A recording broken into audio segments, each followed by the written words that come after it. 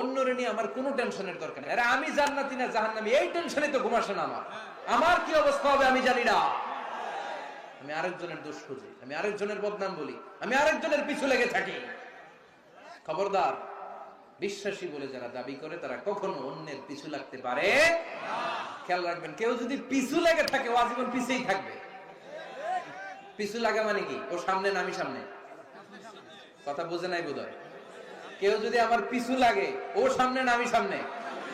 আমি সামনেই থাকবো, ও পিছনেই থাকবে। কথা বুঝতে পেরেছেন? খবরদার, পিছু লাগবো না কারো, কারণ কারো পিছু লাগলে আমি পিছনে পড়ে যাবো। কারো দোষ খুঁজবো না, নিজের দোষ খুঁজবো। আমার কি সমস্যা, আমার কি ইমপ্রুভ করা দরকার, আমার কি ডেভেলপ করা দরকার, আমি নিজেকে কিভাবে সাজাতে পারি, এই নিয়ে থাকবে আমার টেনশন। আল্লাহর দেয়া আমাদের জন্য সবচেয়ে বড় উপহার হচ্ছে সময়। আল্লাহ আপনারা এত কিছু দিয়েছে, এর মধ্যে সবচেয়ে দামি কোন জিনিসটা দিয়েছে জানেন? সময়। কি দিয়েছেন? আমাদের জীবনের এই সবচেয়ে দামি জিনিসটা, এই সময়টা আমরা অন্যের পিছনে লাগাই ফেলি।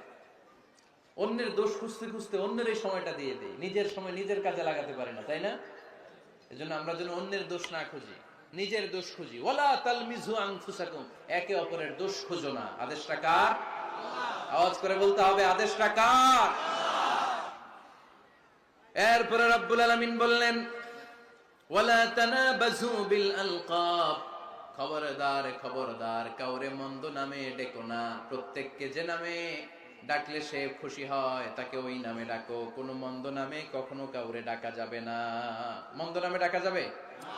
সম্মানিত ভাইরা, কাউরে মন্দ নামে ডাকবেন না। তার যেই নাম ওই নামে ডাকবেন।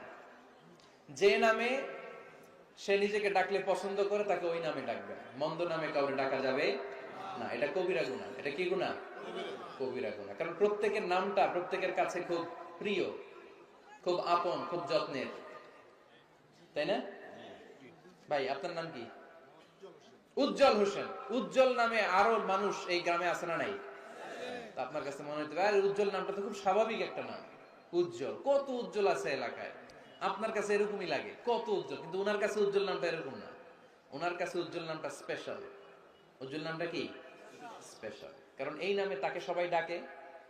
এই নামটা তার কাছে খুব আদরের, খুব যত্নের। হুজুর আপনার নাম কি? সুলাইমান ফারুকী। আপনার কাছে মনে হতে পারে আরে কত সুলাইমান তো জীবনে দেখছি। কত সুলাইমান আছে বাংলাদেশে, 10,000 সুলাইমান আছে না নাই? আছে। তো আপনার কাছে এরকম মনে হয়, কিন্তু ভাইজানের কাছে কি এরকম মনে হয় না? ভাইজানের কাছে সুলাইমানটা খুব দরদের, খুব প্রিয়, খুব আদরের। কারণ এই নামে ভাইজানকে সবাই চিনে, ঠিক কিনা? আমার নাম মিজান। আপনার কাছে মনে হতে পারে আরে এই নামের কত লোক আছে বাংলাদেশ, আছে না? আমার কাছে এই নামটা খুব দরদের। কারণ আমার মিজান বললে আমি বলি কি, আরেকজনের ডাকলে আমি তাকাই, ঠিক কিনা? ভাবছি আমারে ডাকছে, কারণ এই নামটার প্রতি আমার একটা দুর্বলতা কাজ করে। এটা আমার পরিচয় বহন করে প্রত্যেকের কাছে। প্রত্যেকের নামটা এমন। এজন্য কারো নাম যখন নিবেন সুন্দরভাবে নিবেন। প্রত্যেকে প্রত্যেকের নামকে পছন্দ করে। তার প্রমাণ, কেউ কাগজ কলম পাইলেই দেখবেন নিজের নাম লেখে, সিগনেচার মারে, আছে না নাই? বিশেষ করে সাগরে ঘুরতে গেলে বালুর মধ্যে প্রত্যেকে প্রত্যেকের নাম লেখে, দেখবেন। দেখছেন? কক্সবাজারে ঘুরতে গেছেন কারা কারা দেখি? ওরে ফরিদপুরের লোক ঘুরতে যায় তো দেখি অনেক। আচ্ছা, দেখবেন আমি অনেককে দেখেছি সাগর পাড়ে বালুর তীরে বালু পেলেই প্রত্যেকে নিজের নামটা লেখে, লেখে আবার লাভ চিহ্ন দেয় এমনি বড় করে একটা, কি দেয়? লাভ মানে কি? তার মানে আমার নামটারে আমি ভালোবাসি। প্রত্যেকে প্রত্যেকের নামটারে বড্ড ভালোবাসি।